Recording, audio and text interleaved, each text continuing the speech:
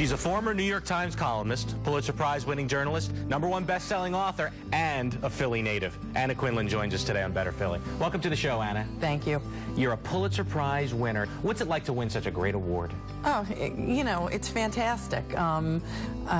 My little girl at the time, age 4, thought it was the Pulitzer Prize. So she walked around the house for days saying, "Surprise! Surprise, you won, you're famous." Exactly. Your new novel, Every Last One, I read, and it's wonderful. You know, my girlfriend asked me what it's about, and there were 3 different things I think I could have said to her. What's your take on what the story is really about?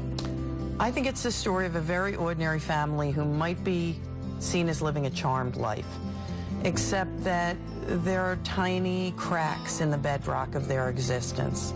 Their one son is struggling with depression. Their daughter has just broken up with a longtime boyfriend. Events are coming together in such a way that eventually they lead to very, very bad things happening to very good people, which unfortunately is sometimes what happens in real life. Exactly. And really the stories of sorrow and tragedy, they are touched on in the book. I imagine that must be difficult to write about. It is, but these are wonderful people, and I liked being with Mary Beth, who's the protagonist of the book. I mean, when you write a book like this, you sort of crawl inside someone else's skin, someone else's life, so that after a while they become more real to you than real people. I know the Latham family, and I felt everything that they felt. And there's actually similarities between yourself and the protagonist, which I'm sure people have asked you. The fact that she has 3 children, and as do you, and the long marriage. Now, Anna, how much of yourself is inside the pages of Every Last One? It's not so much that it's autobiographical, it's that I know motherhood from the ground up, and I think you can tell that in the book. And I know what it's like to be married for a long time.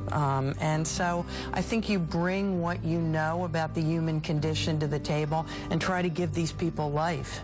And speaking of your life in Philly, you spent many years here as a child. What's some of your favorite memories here?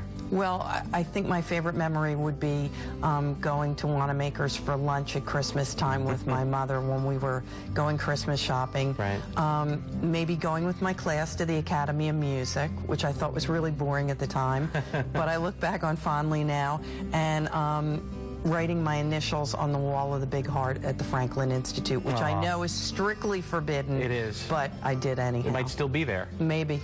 Well, come back anytime, Anna. We'd love to have you back in the city. I'm happy to. Thanks for joining us. And for more lifestyle and entertainment ideas, log on to myphl17.com and click on the Better tab. I'm Damian, and Better Philly will be right back.